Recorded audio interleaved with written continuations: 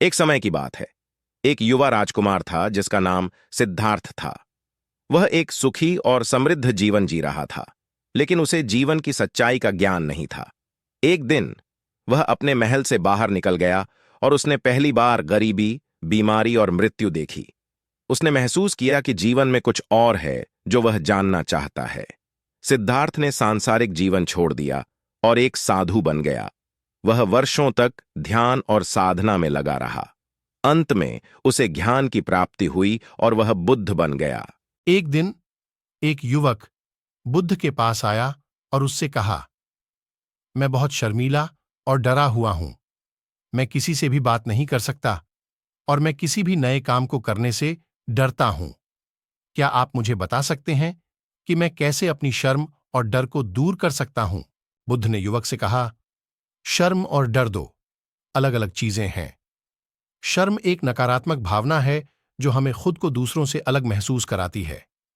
डर एक प्राकृतिक भावना है जो हमें खतरे से बचाती है। शर्म को दूर करने के लिए आपको अपनी भावनाओं को स्वीकार करना होगा। आपको यह भी समझना होगा कि शर्म एक सामान्य भावना है। हर कोई कभी कभी शर्म महसूस करता है। शर्म को दूर करने के लिए आप निम्नलिखित 3 अभ्यास कर सकते हैं। अपने आप को स्वीकार करें।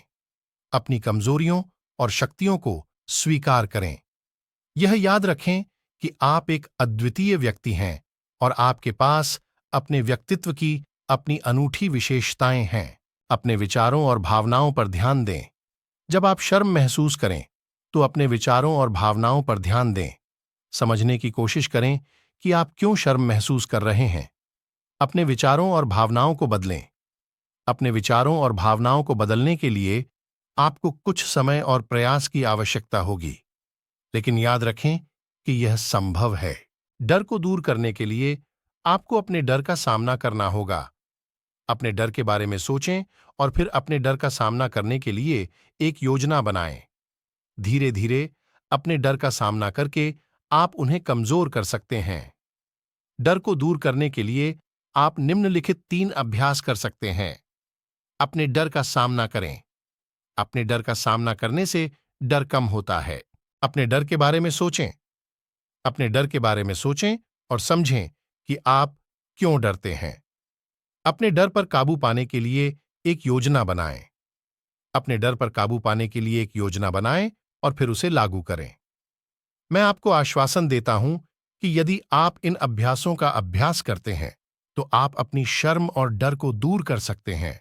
युवक ने बुद्ध के निर्देशों का पालन किया और कुछ समय बाद उसकी शर्म और डर कम हो गया। वह एक आत्मविश्वासी और साहसी व्यक्ति बन गया। शिक्षा, शर्म और डर 2 अलग-अलग चीजें हैं। शर्म को दूर करने के लिए आपको अपनी भावनाओं को स्वीकार करना होगा। डर को दूर करने के लिए आपको अपने डर का सामना करना होगा। आपको ये वीडियो पसंद आया होगा तो इस वीडियो को लाइक जरूर करें और चैनल को सब्सक्राइब करें।